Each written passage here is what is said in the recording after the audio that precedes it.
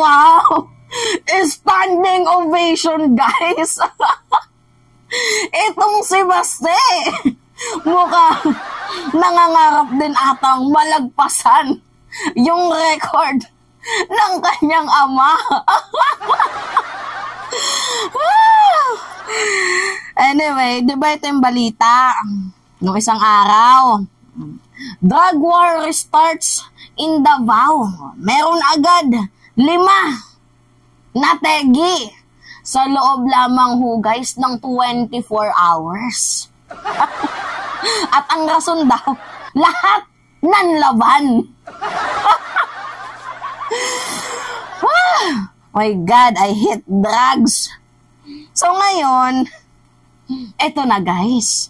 From 5, matindi si Baste eh. Naging 7 na guys. Sabi dito, 7 dead. After Davao City Mayor Duterte declares war versus drugs. Ako pa oh. Matilo. Kayo guys. Ano yung komento nyo? Kasi para sa akin masyado talaga nilang sinisira ngayon ng administrasyon ni President Marcos. Kasi feeling ko, 'di ba sinasabi ni President Marcos, iba na po yung approach ng drug war campaign ni President versus sa drug war campaign ni Duterte. Mas less po yung kaduguan ngayon, less po yung pagiging bloody sa campaign. Hindi po madugong-madugo. Not unlike sa drug war campaign ni former President Duterte na mayroon pang pabanta-banta, di ba? Tetegi-tegi. Magkano yon? 30,000 daw. Pero yung sa balita ng PNP, 7K. Estimated daw po 30K. Pero sa record po na naitala ng PNP, 7K lang. So yun po yung yung record ni Digo. Hindi pa nga po tapos yung yung kakaiyak na hostisya dito sa sa AJK ni former President Duterte. Abay ito si Baste, matilok. Sinusundan niya yung yapak ng kanyang ama. Sinusundan niya para sirain itong administrasyon ni President Marcos. Dapat patawan to ng show cause order no. Pagpaliwanagin na hindi dapat ganito yung yung strategy ng drug war campaign. Guys, hindi ako sympathizer ng mga gumagamit. Alam nyo, sa totoo lang, kundinan natin yan kasi mali naman talaga. Pero mas mali yung approach nila.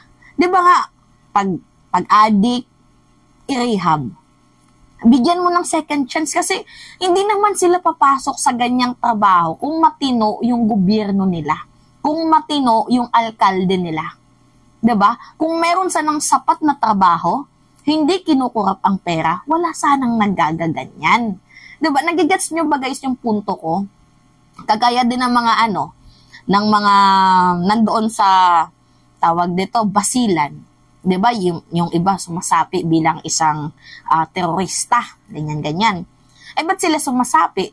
Kasi nga full of corruption. Mismong lugar na nila yun 'di ba? Yan nga yung sinasabi ko sa inyo guys, na hindi naman papasok sa ganyang trabaho. Although madami tayong choices, pero mas pinili nilang kumapit sa patalim. Pero bigyan sana sila ng chance. Hindi naman tigiin agad, isyukti. Bakit yung mga baril na hawak nila pumutok ba? Para sabihin na nanlaban, wala nga ang body cam na pinakita sa atin. How do we know na totoong nanlaban? Wala silang body cam. Nanhuli lang. Ano yung huli na yan? Propaganda yan guys. Gagamit na naman sila ng Pilipino, 'di ba? Lalatay na naman ng dugo sa kalsada para sa kanilang mga agenda. Mukhang may balak ata si Basting tumakbo bilang siguro senador, we do not know. Pero parang 'di ba? Parang ganun na Sasabihin, buti po si Digong, ganyan-ganyan, na ibalik na naman ng sana sa buong Pilipinas, ganyan din. Di ba? Yan na naman, yung trademark nila na kailangan ibalik si Digong para maubos yung yung droga. Where in fact guys, kung titingnan nyo sa datos ng PDEA, hindi po madugo yung drug war campaign ni President Marcos ngayon, pero mas madami po ang nahuli.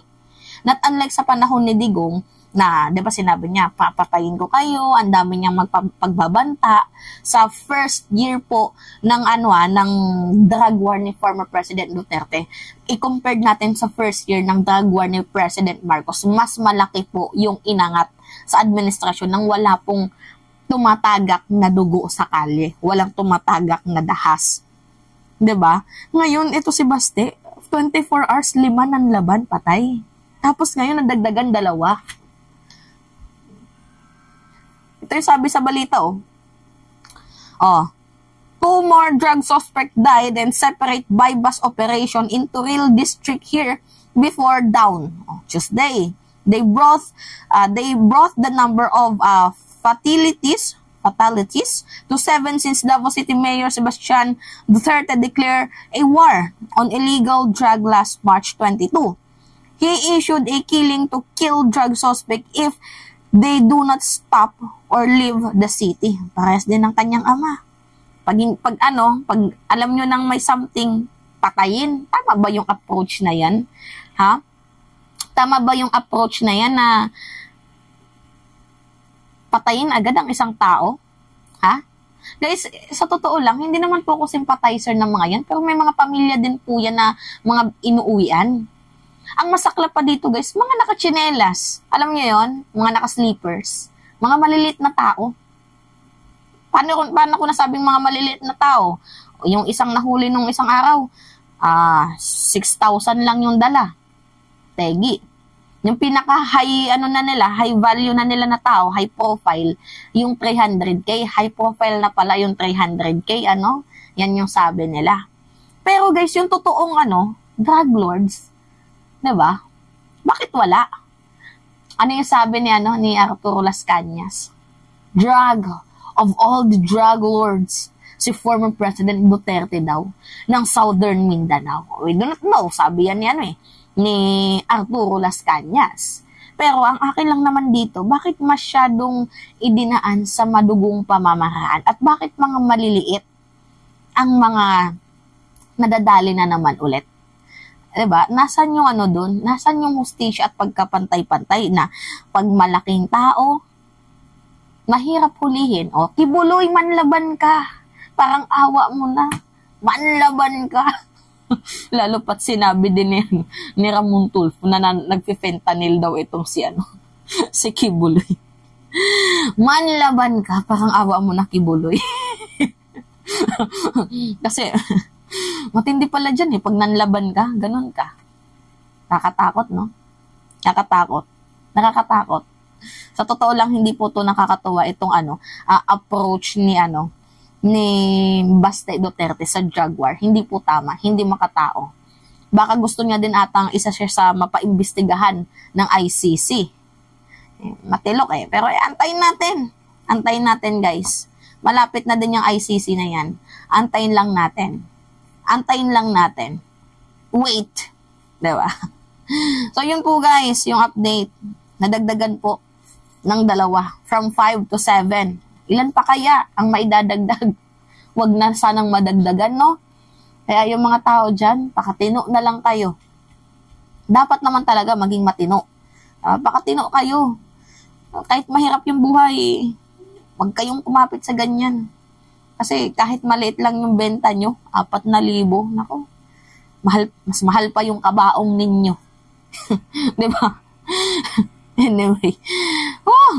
Wala kasing body cam. Paano natin malalaman kung nanlaban ba? Pumutok ba ang kalibre? Nga pala guys, pistol lang yung dala nilang baril. Diba? Nakakapagtaka, pistol lang. Tapos, anyway, pistol lang yung kanilang baril tapos sasabihin.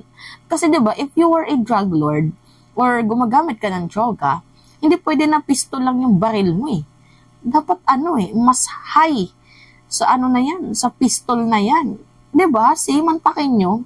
O baka na naman tinanim lang yan para sa mga hidden agenda nyo. 'Di ba? We do not know. Pwedeng ganun, pwedeng hindi. So anyway, yun lamang guys. At it's me again, si Mima Alicia nyo at nagbabalik ulit para sa ating panibagong video.